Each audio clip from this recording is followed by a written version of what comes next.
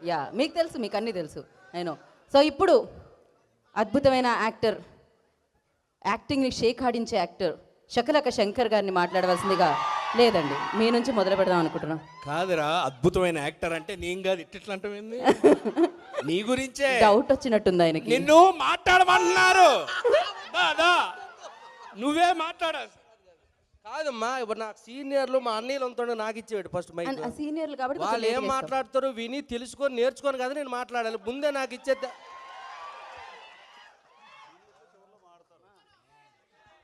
రెంటకి డబ్బు లేదు, అదే రెంట్కే అన్నాను. రెంటకి డబ్బు లేదు, తానానికి సబ్బు లేదు, పెనం మీద దోశ లేదు, లైఫ్ మీద ఆశ లేదు అన్నా. రాన్న ఒకసారి నువ్వు రా అన్న. ఇది పాడిన తర్వాత ఆయన ట్యూనింగ్ రాసిపోయింది. రా అన్న. ఈయన చూడడానికి బూడిద గుమ్మడికాయలాగా రౌండ్ కొంటాడు కానీ ఈయన ఇచ్చిన మాసు సాంగ్ ఉంది, అందరు విన్నారు కదా. అది మన బతుకులన్నీ అలాంటిదే కదా, పాటకు సంబంధించిందే కదా. కానీ ఎవరు బయటికి చెప్పుకోము, నేను చెప్తున్నాను.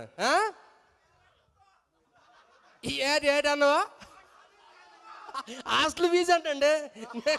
చూడండి, వీళ్ళందరూ మీకు రెడీగా ఉంటారు. ఇంకా నాకు మీ అందరం చూస్తుంటే గీతాంజలి సినిమా రిలీజ్ రోజు ఫస్ట్ షో చూస్తున్నట్టుగా ఉందబ్బా.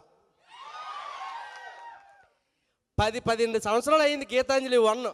ఇది మళ్ళీ గీతాంజలి ఏమండి 10 ఏళ్ళు అయింది అంటే ఇంక 2 ఏళ్ళు నేను పెంచాను.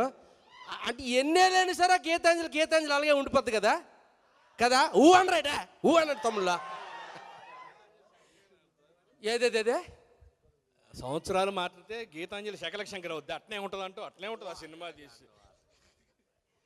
నిజంగా అంటే గీతాంజలి మళ్ళీ వచ్చిన సినిమాకి నిజంగా మేము చాలా అంటే లైఫ్ని రిస్క్ చేసాం తమ్ముడు. నిజంగా తమ్ముడు నువ్వే ఇన్నో నిజరా ఏడాడు తిరిగాను తెలిసిన శ్మశానంలో కాపురం చేసావురా ఈ సినిమాకి మేము. తమ్ముడు అంటావా?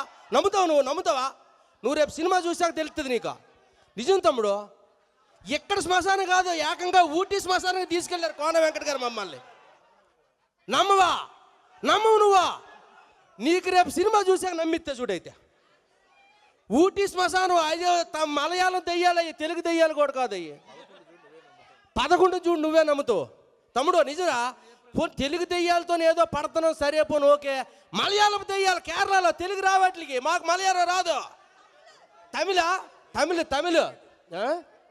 ఈ నెల 11 ఈ నెల 11 తమ్ముడు, నెక్స్ట్ మంత్ కదా ఈ నెల. మీరందరూ ఈ సినిమాని ఘన విజయం చేయాలి. ఎందుకంటే ముఖ్యంగా ఈ సినిమా మా అంజలి పాప కోసం 100%. Please claps. తన 50వ సినిమా లైఫ్లో గుర్తుండే గిఫ్ట్ ఈ సినిమాతో మీరు అందరూ ఇవ్వాలి అంజలి పాపకి. ఓకేనా? మాకు మీ అందరికి ఒక విషయం టైం అయిపోయిందా? అరే తమ్ముడు చెప్పేస్తాను రా. అంతే, అదిరిపోద్ది, ఫిక్స్ అయిపోండి. Thank you so much Shakalaka Shankar గారు. లాస్ట్లో డబ్బింగ్ వేసుకుంటాం మేము.